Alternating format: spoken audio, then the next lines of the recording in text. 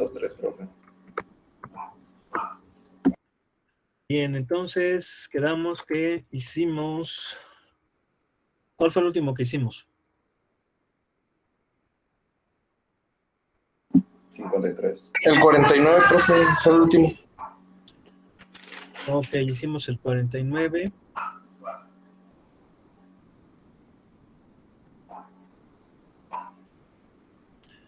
Bueno, nada más voy a plantear esto de aquí, un problema de estos de distancia de un punto a un plano, ya para que pasemos al siguiente tema.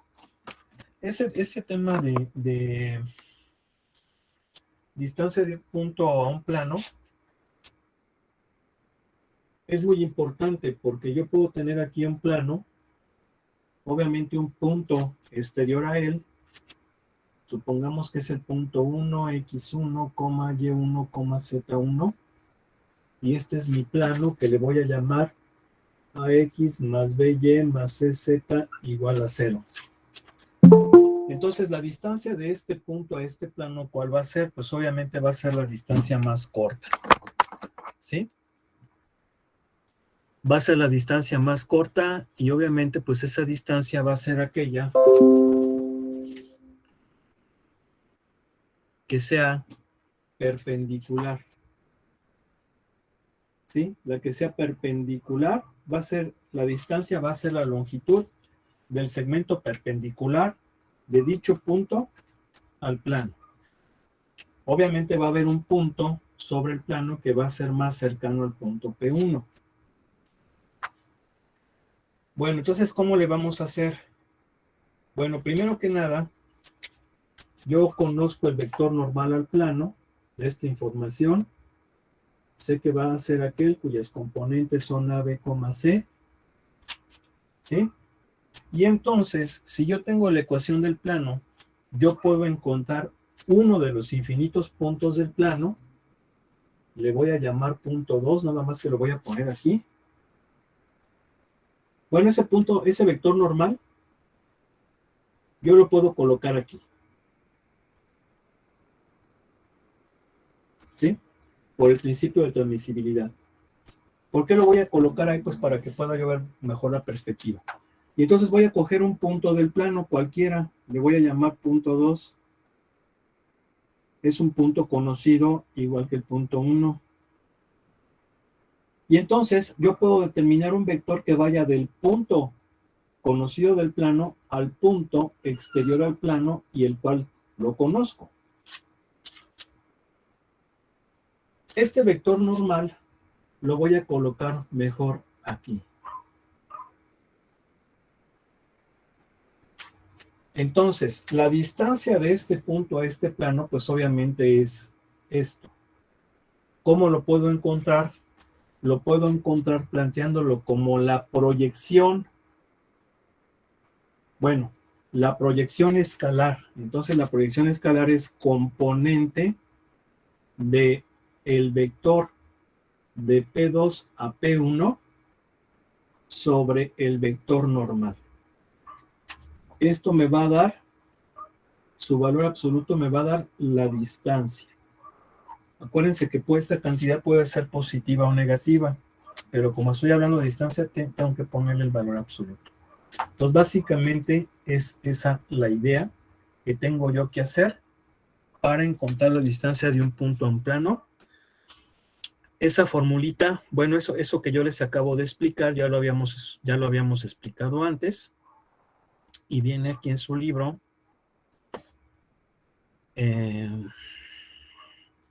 Aquí está. Ya haciendo el producto punto me va a quedar esta fórmula. Yo lo que acabo de hacer es este planteamiento, que es la componente del vector B sobre N. Obviamente B viene siendo el vector P2 a P1. Es exactamente lo mismo. Entonces creo que queda muy claro. De hecho, aquí está el dibujo. Bueno, ya lo quité. Lo voy a volver a poner.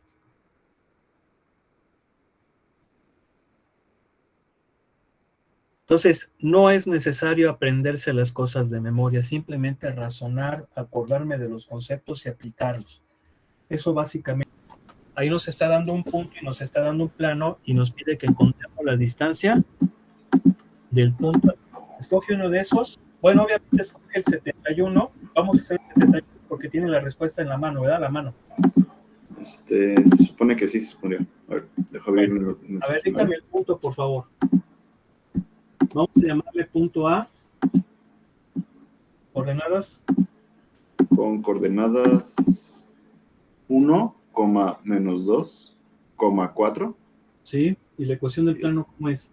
3x más 2y más 6z igual a 5. Bien. Ok, entonces, vamos a ver.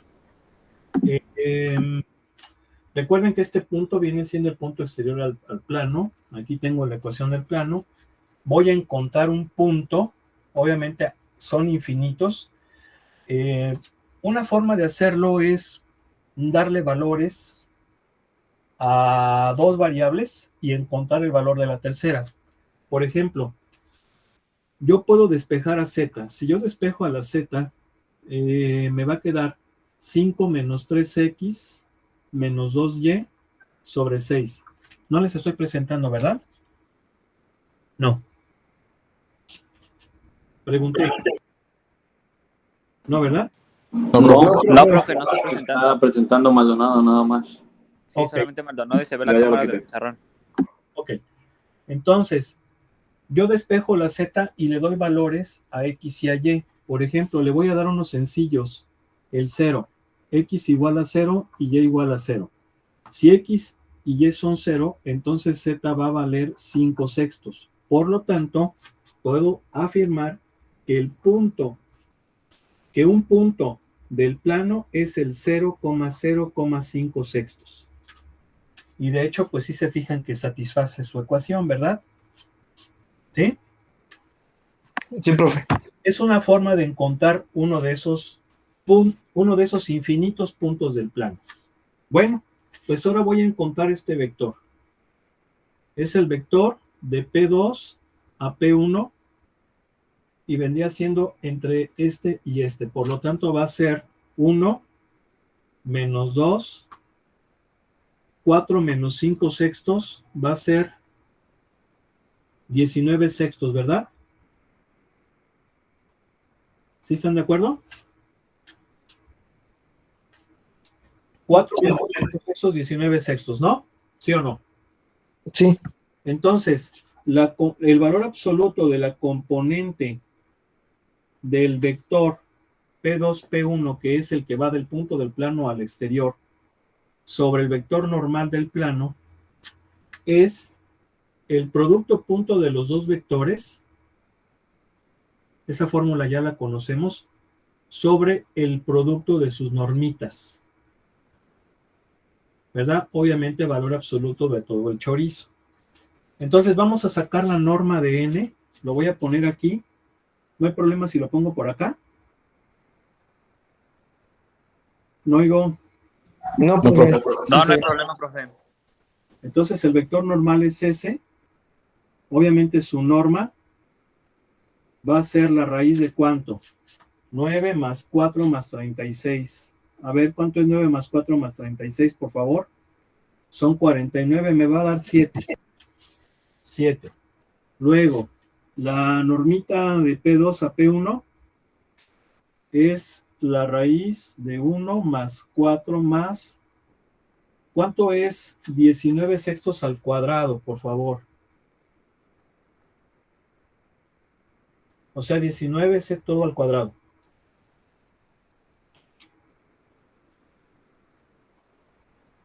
$361 sobre 36. 361 sextos. Sí, ¿Seguro? seguro. Ok. Vamos a sumar 5. Bueno, va a ser 391, raíz de 391 sextos. ¿Sí están de acuerdo, verdad? Que eso va a ser la norma. ¿Sí? Sí, profe. Ok. Entonces, pues ya nomás sustituimos. ¿Cuánto va a ser el producto punto? Bueno, pues vamos a ponerlo paso por paso. Va a ser 32,6 punto 1 menos 2,19 sextos sobre 7 por la raíz de 391 sextos. Obviamente todo valor absoluto, ¿verdad? Porque el producto punto puede darnos negativo. Entonces, ¿cuánto me va a dar? Me va a quedar valor absoluto de 3 menos 4 y luego más 19. Fíjense qué bonito, ¿verdad? Me quedó más 19 así, bien padriolis. Sobre 7 raíz de 391 sextos, creo que no se puede simplificar, ¿verdad?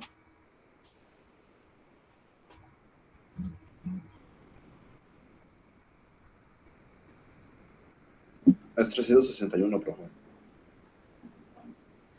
¿Qué es 361? 391 porque convirtió el 5 Ah, sí, cierto, cierto. y sale 8.07 la raíz. Pero bueno, no, así. A ver, ¿qué resultado tiene el libro, Maldonado, por favor? Voy.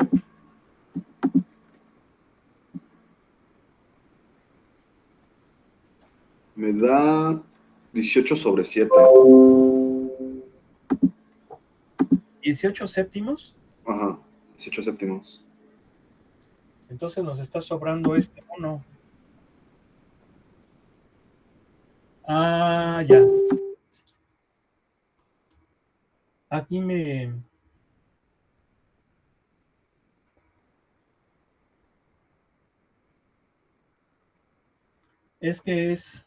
este vector tiene que ser unitario. Ya me acordé, este vector tiene que ser unitario. ¿Sí están de acuerdo, verdad? Tiene que ser unitario. ¿Por qué? Porque la proyección de este vector sobre este vector unitario. Sí, cierto, disculpen. Entonces, esto que hicimos no está mal. Nada más que aquí en la fórmula, corrijo, tiene que ser n unitario. Aquí es n unitario, ¿vale? Se me pasó, por favor, ahí discúlpenme. Ahí se me pasó, discúlpenme. Porque, a ver, acuérdense que la fórmula es, a ver.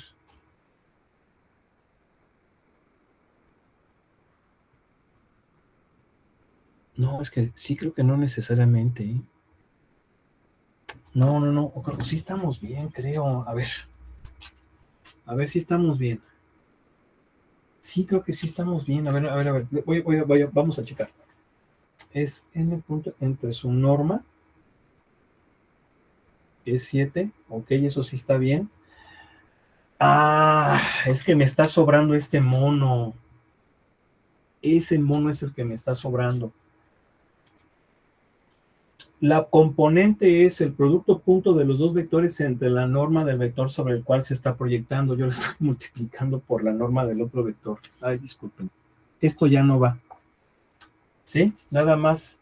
Acuérdense que es la componente de B sobre A es el producto punto de los dos vectores entre la norma del vector sobre el cual se está proyectando. Yo estoy poniéndole aparte el otro. Ahí sí se me fue. ¿Ok? ¿Sí o no? Ok, profe, no pasa nada. Sí se me... Sí se me resbalé, ¿no? ¿Ok? Y ahora sí, ya son los 17 séptimos, ¿vale? 18 séptimos. 18. ¿Ok? Bueno. Sí, nada más es sobre la norma del vector del que se proyecta, ¿eh? Nada más. Me estaba yo acordando de la proyección, y de la proyección, bueno, en realidad tampoco es así. Ahí sí yo reconozco que sí se me chisparon los cables. Bueno. No se preocupe, profe, a cualquiera le pasa. Sí, gracias. Ok, bueno, vamos entonces a continuar. Pasamos a la siguiente parte, que también es una unidad muy importante, y que es el tema de las superficies cuadráticas y cilindros. Aquí ya vamos a empezar a hablar acerca de superficies en el espacio. De hecho, ya hablamos de rectas en el espacio y hablamos de planos en el espacio. En cierto modo, los planos son superficies, ¿sí? Son superficies planas. Es decir, todos los planos son superficies, pero no todas las superficies son planos. ¿Sí? Y aquí vamos a ver precisamente a otras superficies que son las que en un momento dado seguirían después de las de los planos. ¿Y esto por qué se los estoy diciendo? Porque si nosotros recordamos la estructura matemática de los planos, vamos a ver que la ecuación de un plano es una expresión matemática que está constituida por términos, y esos términos son lineales con respecto a las tres variables espaciales, x, y, z. Esos términos son lineales. Mientras que si ahora esos términos son cuadráticos, que sería ir un grado más arriba, pues vamos a tener las superficies cuadráticas. Y como un primer punto, antes de ver las superficies cuadráticas, vamos a ver el concepto de cilindros. Nosotros tenemos una idea de lo que es un cilindro, a veces un poco limitada, porque nosotros creemos que un cilindro, pues primero que nada, pues es una superficie circular cerrada, ¿verdad? Podemos pensar que un tonel o un bote, ¿verdad? Una lata, pues tiene forma cilíndrica. Y efectivamente, tiene forma cilíndrica, pero no quiere decir que todos los cilindros sean así. El concepto de cilindro es mucho más general y es lo que vamos a ver aquí. Dice, un cilindro es una superficie que consiste de todas las líneas, las cuales son paralelas a una línea y pasa a través de una curva plana dada. Estas líneas generalmente se conocen como generatrices, ¿sí? Creo que así le llaman, generatrices. Y podemos verlo aquí.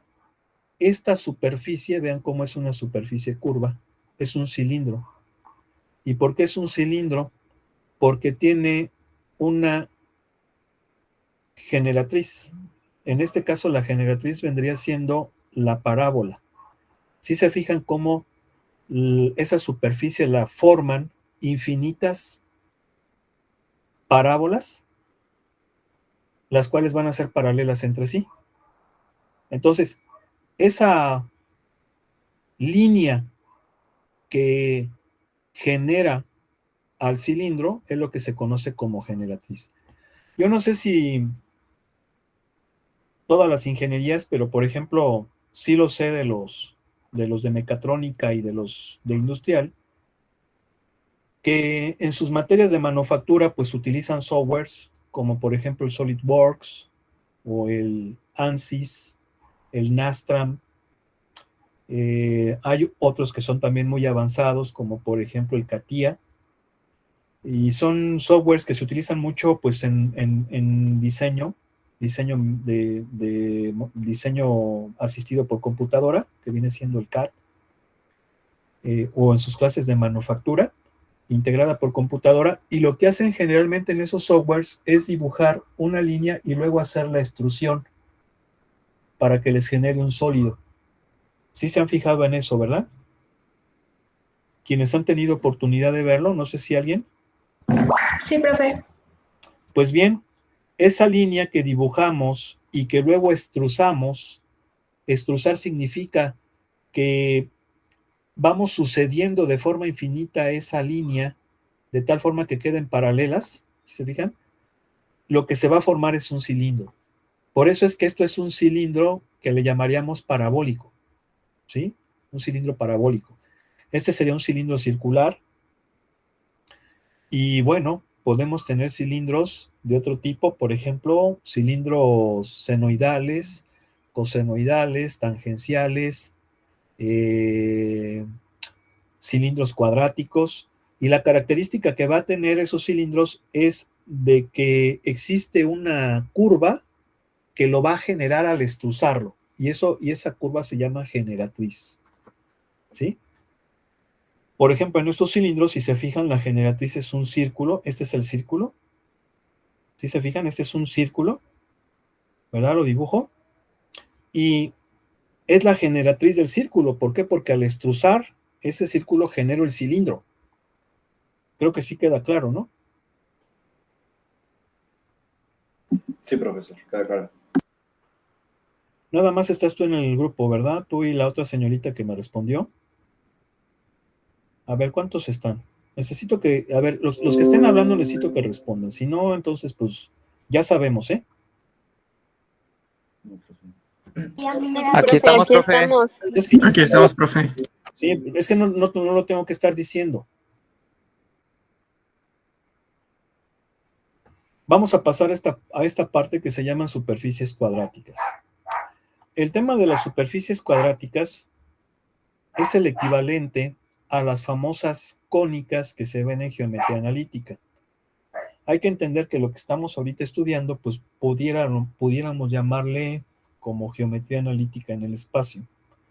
Entonces, cuando hablamos de ecuaciones cuadráticas en geometría analítica, hablamos de las cónicas, que son la circunferencia, la parábola, la elipse y la hipérbola. Pero cuando hablamos de eso en R3, es decir, en el espacio, pues vamos a hablar de superficies cuadráticas. Esta es la ecuación general de las ecuaciones, esta es la forma general de las superficies cuadráticas. Ahora podemos tener, porque recordemos que puede ser que falte algún término, pero podemos tener las variables dimensionales al cuadrado, ¿verdad? Cuadrado de forma neta. Estos son cuadrados de forma bruta. ¿Por qué digo cuadrados de forma bruta? Porque si bien las variables están elevadas a la 1, como la multiplico con otra variable, diría que el grado bruto de este término es segundo grado, pero bajo las dos variables. Lo mismo lo mismo este. Y luego tengo los términos lineales que obviamente se obtienen, ¿sí? Ahora, esta es la forma general.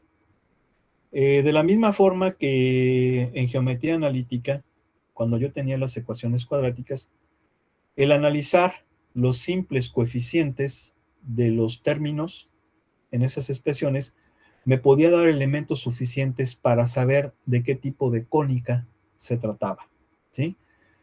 Por ejemplo, yo me acuerdo que en geometría analítica,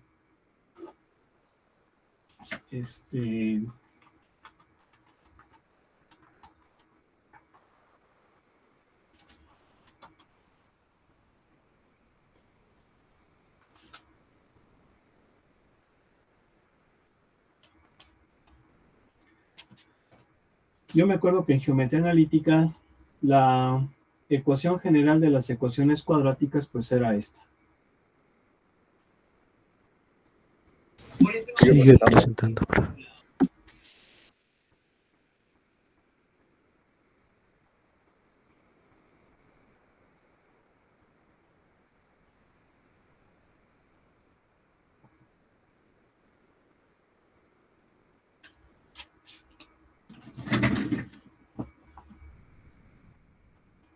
Sí. Esta es la ecuación general es la forma general de las ecuaciones cuadráticas. Y yo sé que las ecuaciones cuadráticas son las famosas cónicas. Cuando yo llevé la clase de geometría analítica, sabía que si A y B eran iguales y del mismo signo, era muy probable que esto fuera una circunferencia. Si eran diferentes y del mismo signo, era una elipse. Si son diferentes, una positiva y una negativa, es muy probable que sea una hipérbola.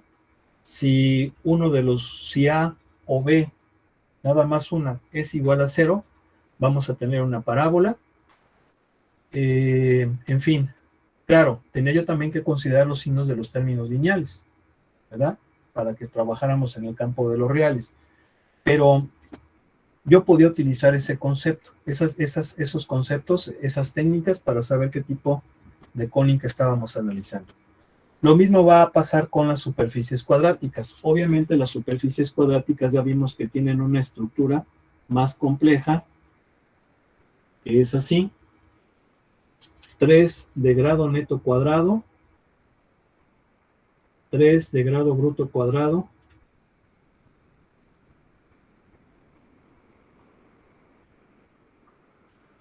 tres lineales,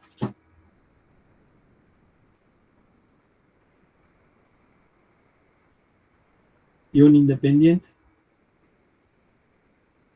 igual a 0. ¿Sí? ¿Por qué? Pues porque ya el aumento de la dimensión ya hace que esa ecuación sea más compleja. Bien. Ahora, el tema que vamos a ver es, o la parte principal de esta parte de aquí, es bosquejar superficies cuadráticas. ¿Y por qué digo bosquejar superficies cuadráticas?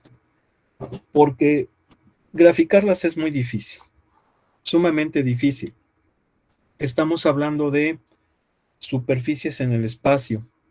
Los planos puede ser sencillo, ¿sí? Que los grafiquemos. De hecho, ya vimos cómo graficar un plano en el espacio mediante sus trazas, mediante sus interceptos con los ejes coordenados. Pero ya, por ejemplo, una superficie cuadrática es muy difícil, ¿sí? Es muy difícil. ¿Por qué? Pues, por ejemplo, aquí tenemos una de ellas, el elipsoide. Este es un elipsoide. Obviamente, graficarlo no es fácil. Este es un paraboloide, pero es un paraboloide que puede ser circular o puede ser elíptico dependiendo del espejo que tenga. ¿Cuál vendría siendo el espejo? Pues vendría siendo, entre comillas, la superficie perpendicular a su eje. Entonces aquí podemos ver que las superficies cuadráticas son un clon de las cónicas. ¿Por qué digo que es un clon de las cónicas? Porque el elipsoide, pues es un clon de elipses. El paraboloide circular es un clon de parábola y círculo. Si este fuera un paraboloide elíptico, sería un clon entre parábola y elipse. Entonces ya son superficies más complicadas que obviamente graficarlas, pues a mano, es muy complicado. Necesitaríamos un programa, ¿no? Tendríamos que hacerlo por computadora. Sin embargo, sí podemos bosquejar cómo es esa superficie. Y el bosquejo básicamente es representarlo por partes. ¿Y cómo es esto? Bueno, bosquejarlo por partes viene siendo de la siguiente manera. Estamos hablando de que las superficies cuadráticas son ecuaciones bajo 3 variables. Entonces, lo que voy a hacer es mantener una constante, una de esas variables constantes, y jugar con las otras dos como variables. Por ejemplo, aquí tengo yo esta superficie, z igual a y cuadrada menos x cuadrada. Si yo hago a x constante, entonces me va a quedar z cuadrada igual a y cuadrada menos un número. Y yo sé que eso es una parábola. Entonces, le doy un valor a la constante, a la variable que estoy tomando constante, como por ejemplo el 0, y entonces esta será la parábola z igual a y cuadrada, y la dibujo. Y luego le doy otro valor, el 1, pero como x está al cuadrado, da lo mismo si le doy el menos 1. Es decir, si x vale más menos 1, esta superficie se va a convertir en z menos y cuadrada menos 1. Y si yo la trazo, es esta que está aquí.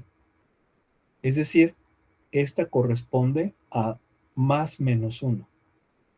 Si ahora yo le doy el más menos 2 porque está al cuadrado la x, me va a quedar z igual a y cuadrada menos 4. La dibujo y sé que me va a quedar así. Incluso, simple y sencillamente, estoy aplicando las operaciones de desplazamiento vertical hacia abajo de la parábola y cuadrada. Y obtengo esto. ¿Qué viene siendo esto? Bueno, viene siendo cómo vería yo la superficie si lo que yo les decía, colocar el ojo en cierta posición. Aquí estoy colocando el ojo de tal manera que estoy viendo el plano YZ. El eje X lo pierdo. El eje X estaría aquí. Es decir, el espacio lo estoy viendo como un plano. Es como si yo me colocara perpendicularmente al eje X y entonces veo esto. Y este va a ser el comportamiento de la superficie en esa situación. Bien. Si ahora hago Y constante, y hago lo mismo, observo que esto van a ser parábolas verticales hacia abajo. Y obviamente va a haber un desplazamiento hacia abajo, perdón, hacia arriba, porque esta cantidad siempre va a ser positiva. Entonces, si y vale 0, obtengo esta parábola. Si y vale más menos 1, porque está al cuadrado, es esta, desplazo hacia arriba, y si es 2, desplazo hacia arriba. ¿Sí? Muy fácil. Bueno, ahora le toca a la z. ¿Qué pasa si ahora hago a z constante? Bueno, pues lo que voy a obtener van a ser hipérbolas. Hipérbolas. Ahora, aquí z puede ser positivo o negativo porque no está al cuadrado. Y entonces, si yo le empiezo a dar a z valores negativos, como aquí, voy a obtener esta hipérbola horizontal, pero al momento de darle el 0, pues prácticamente me va a quedar el origen, perdón, no, me va a quedar esta línea, estas cotas, perdón, estas asíntotas, disculpen, son asíntotas, en 0. ¿Por qué? Porque me va a quedar x igual a más menos y, o lo que es lo mismo, y igual a más menos x. Entonces esta es la x y esta es la menos x. Y luego si z es igual a menos 1, va a ser ahora una hipérbola que va a cambiar de posición, ahora va a ser vertical. Entonces, ¿qué viene siendo esto? Viene siendo las vistas de esta superficie cuando mi ojito coquetón, pispireto, inquietón, ¿verdad? Pues a veces medio fisgón, ¿verdad? Porque pues es cosa normal, ¿no? Veo parábolas o veo hipérbolas. Y de esa forma yo ya puedo más o menos hacer una reconstrucción, vean, una reconstrucción de cada una de estas trazas. Podemos pensar que son trazas de la superficie bajo planos paralelos, ¿sí? Y con ellos ya puedo lograr una reconstrucción total de la superficie. Obviamente este proceso pues es bastante complicado, ¿sí? No es sencillo. Entonces, yo lo que voy a hacer es hacer trazas con respecto a dos variables, y una vez que tengamos el bosquejo de dos variables ya podemos más o menos saber cómo se va a comportar la otra. Aquí tenemos, por ejemplo, otra superficie cuadrática que viene siendo un paraboloide, un hiperboloide circular. Nuevamente vean cómo está el clon. Hiperboloide circular, o sea, un clon entre hipérbola y círculo, dependiendo si el espejo es círculo o es parábola, o es elipse, porque pudiera ser hiperboloide circular o hiperboloide parabólico. Si es un clon. Y entonces va a ser lo mismo. Bien, esta tabla, pues es el resumen de las superficies cuadráticas, de todas las posibilidades de las superficies cuadráticas. ¿Sí? Esta tabla. Tenemos al elipsoide. Si se fijan, esta ecuación se me hace muy familiar, por eso es que aquí voy a aplicar mis conocimientos de geometría analítica. ¿Sí? Tengo que repasarlos. Si yo, por ejemplo, quito esto es una elipse. Si yo quito esto es una elipse. Si yo quito esto, me va a quedar una elipse. Es decir, las trazas con respecto a los planos coordenados van a ser elipses, por eso es que tengo un elipsoide. Ahora, si yo recuerdo mis clases de geometría analítica, yo sé que estos cuates, A, B y C, son los semiejes. Los semiejes determinan, pues, lo alargado, ¿verdad? O lo gordito que puede estar la elipse. En este caso, pues van a determinar la posición, y de hecho también en geometría analítica también los semiejes determinaban la posición. Por ejemplo, siempre A era el semieje mayor. Y si, por ejemplo, A cuadrada dividía a Y cuadrada, entonces era una elipse vertical. Pero si era X, pues es una elipse horizontal. Todo eso ya lo sé, yo lo domino, porque mi maestro de geometría analítica era excelente y me encantaba esa materia. Incluso ahorita estoy brincando de alegría porque estoy viendo a un antiguo amigo de la prepa. Más bien no uno, varios. Esto amerita, pues amerita un feliz, es un feliz reencuentro, ¿no? Y entonces aquí va a ser lo mismo. Obviamente, si todos los semiejes son iguales, vamos a tener una esfera. Aquí dice, if A, B, C, the ellipsoid is a sphere. Es una esfera. Bien. Aquí tenemos otra superficie cuadrática. Nuevamente podemos ver aquí que es un clon. ¿Por qué digo que es un clon? Porque si esto lo pongo constante, esto va a ser una elipse. Si esto lo pongo constante, esto va a ser un cono. Si esto lo pongo constante, va a ser un cono. Entonces el espejo es el que es elipse. ¿Sí? También una cosa muy importante, hay que ver aquí cómo todas estas superficies cuadráticas son verticales. Entonces, eso también es otra de las cosas que vamos a analizar cuando hagamos los ejercicios. Aquí tenemos, por ejemplo, el paraboloide elíptico, que viene siendo un clon entre parábola y elipse. ¿Dónde tengo la parábola? Bueno, pues la parábola la tengo cuando esto lo hago constante. Cuando este lo hago constante. Ahí está la parábola. Pero, o sea, tengo ahí parábolas con el plano ZY, aquí parábolas con el plano ZX, y aquí tengo elipse con el plano XZ. Y ahí está el clon de las tres. ¿Sí? Y obviamente A y B son iguales, entonces no va a ser un paraboloide elíptico, va a ser un paraboloide circular. ¿Sí? Este es un hiperboloide de una hoja. Un hiperboloide de una hoja que puede ser circular o puede ser elíptico. ¿Dónde está el hiperboloide? El hiperboloide, bueno, las hipérbolas. Las hipérbolas aquí están. Cuando hago esto constante, ahí están las hipérbolas. ¿Sí? Si ahora, por ejemplo, hago este constante, tengo hipérbolas. Pero ahora si hago esto constante, tengo elipses. ¿Sí? Ahí está el clon entre hipérbola, hipérbola, elipse para darnos esta figura muy bonita. ¿Sí?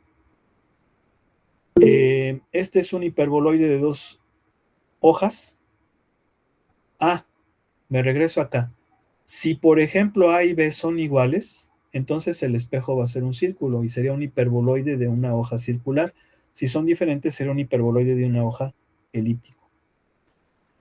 Aquí tenemos un hiperboloide de dos hojas, cuyo espejo puede ser circular o elíptico también.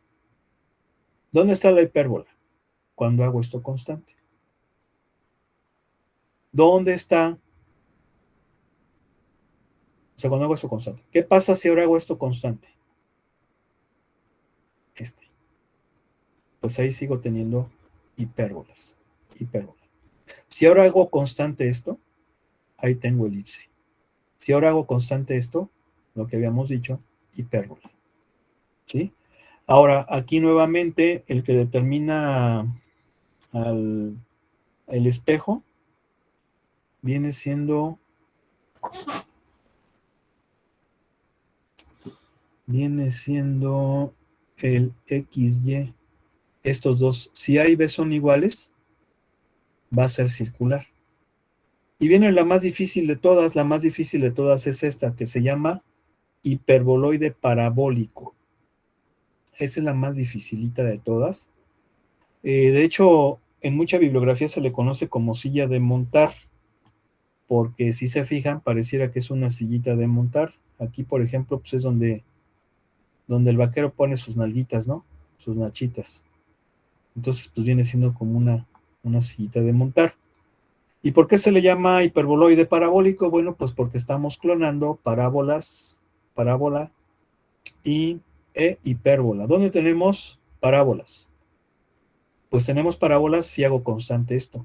Ahí está parábola en ZY, parábolas en ZX, si ahora hago Y constante, e hipérbolas si hago ahora constante a Z. Tengo hipérbolas en XY. Entonces, si se fijan, como que estoy clonando, ¿verdad? Estoy combinando lo que vimos en la prepa, por eso esto está padrísimo. O sea, viene siendo geometría analítica por 3. ¿Sí o no? O sea, si esa materia me fascinaba y siempre me dejaba contento, me dejaba pues bien así, bien alucín, pues ahora imagínense, no lo estamos multiplicando por 6 o por 9. Por eso me gusta esto, porque yo sé que pues en sus casas están sumamente contentos de que veamos estas cosas. Y bueno, ¿qué aplicación tienen las superficies cuadráticas? Pues bueno, son aplicaciones ilimitadas, ¿sí? Aquí podemos ver algunas de ellas. La antena parabólica no es otra cosa más que un paraboloide circular. Luego vamos a discutir algunas características geométricas del paraboloide circular. Las torres de enfriamiento en las centrales nucleares, pues son para hiperboloides de una hoja, ¿sí? De una hoja. Como lo pueden ser también engranes sumamente sofisticados, ¿sí? Muy especializados, también pueden tener esa forma de hiperboloides parabólicos. Y hay muchísimas otras, ¿no? Profe, en las torres de enfriamiento, ¿cómo? Bueno, no sé si usted sepa así cómo funciona. Por ejemplo, en las parábolas de las antenas o de las lámparas, sí entiendo cómo es el punto de por qué esa geometría, pero en las torres de enfriamiento, ¿por qué? Fíjate que la verdad no sé a ciencia cierta por qué sea esa forma. Sí, la verdad no. De hecho, están incompletas. Si se fijan que vamos, no son simétricas. Como que en la parte superior están recortadas. Sí, les falta un pedazo, por decirlo así. Exactamente, sí. No sé por qué sea ese diseño, pero definitivamente, pues es un diseño que debe de ser el óptimo, ¿no? Debe de ser el óptimo para la función que debe de tener esa torre de enfriamiento. No sé si tenga que ver a lo mejor con la distribución de calor, con minimizar radiación. Sinceramente no lo sé. Pero sí, en las centrales nucleares generalmente son ese tipo de torres, pero sí, no tengo idea.